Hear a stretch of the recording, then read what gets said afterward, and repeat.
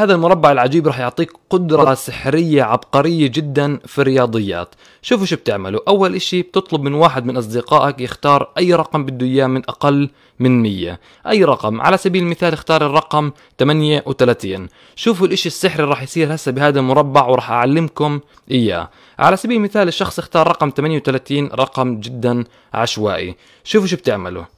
بدي أكتب أنا أرقام، وهاي الأرقام شوفوا شو راح يصير فيها.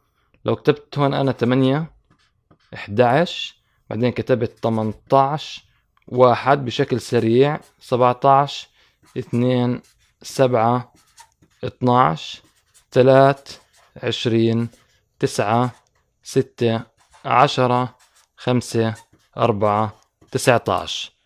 راح تحكي لي أحمد شو هاي الأرقام العشوائية اللي أنت كتبتها عندك هون؟ راح أحكي لك هي مبينة إنها أرقام عشوائية، بس أنا حكيت لكم من البداية هذا مربع عجيب وسحري جدا.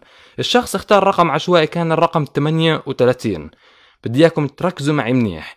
إذا جمعتوا الأرقام كلياتها من فوق لتحت 8 زائد 17 زائد 3 زائد 10 راح يطلع عندك الناتج 38.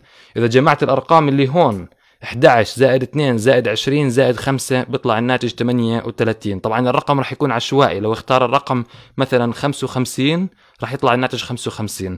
راح أعلمكم إياها هسه كيف بتتم. 18 زائد 7 زائد 9 زائد 4 1 زائد 12 زائد 6 زائد 19 كمان 38. نصعبها حالنا شوي. لو جمعت من هاي الجهة وهذا الاشي السحري راح تلاقي هذا الرقم كله مجموعه 38، وهاي الارقام كلها مجموعه 38، وهاي الارقام مجموعه 38، وكمان هاي الارقام مجموعه 38. مش بس هيك، اذا جمعت الزوايا 1 زائد 19 20 زائد 10 30 زائد 8 38، اشي جدا غريب. طيب الاغرب من هيك، اذا جمعت المربعات اللي عندك هون 1 زائد 18 زائد 7 زائد 12 رح يطلع الناتج عندك 38، والمربع اللي هون نفس الاشي، والمربع اللي هون نفس الاشي، وكمان المربع اللي هون رح يطلع ناتجه 38. مش بس هيك، اذا جمعت المربع اللي بالنص رح يطلع كمان ناتجه 38. اذا جمعت المربعين هدول رح يطلع 38، وكمان هون 38. اشي جدا عبقري. طيب احمد كيف قدرت تعرف الارقام هاي كلياتها بما انه الرقم عشوائي؟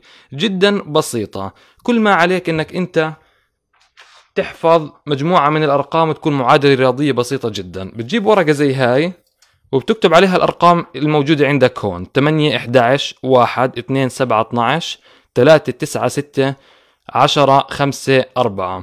هاي الأرقام ثابتة بغض النظر شو الرقم العشوائي اللي اختاره الشخص. إذا اختار